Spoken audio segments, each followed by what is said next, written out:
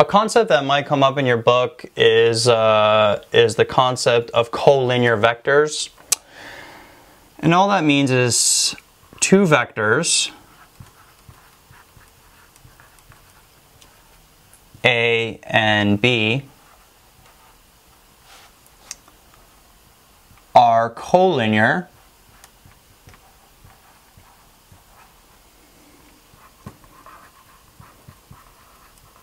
if there exists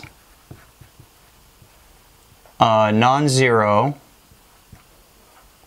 scalar k where A, the vector A, is equal to the vector B transformed by a scalar.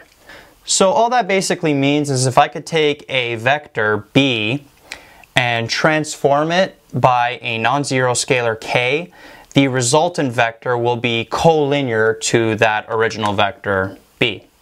So for example, I took this vector B and I transformed it by multiplying it by a scalar. So the first vector I multiplied the original B by a half, so the magnitude is cut in half. Then the next one I multiplied it by -1, so it's the same vector, goes in the opposite direction, by 2, so same direction, double the length, by -3/2, so the length is increased by 50%, and it goes in the opposite direction. Point is that all of these vectors here, they're all collinear. Now, a word that might be coming up for you in your mind when you're looking at these vectors is the word parallel. And that's true. All of these vectors here are parallel, even though some are going in the opposite directions of each other. They're all parallel lines.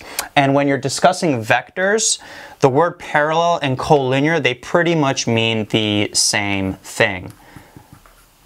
So if you want to think about collinear in a more intuitive way, just think about vectors being parallel to each other regardless of magnitude or direction.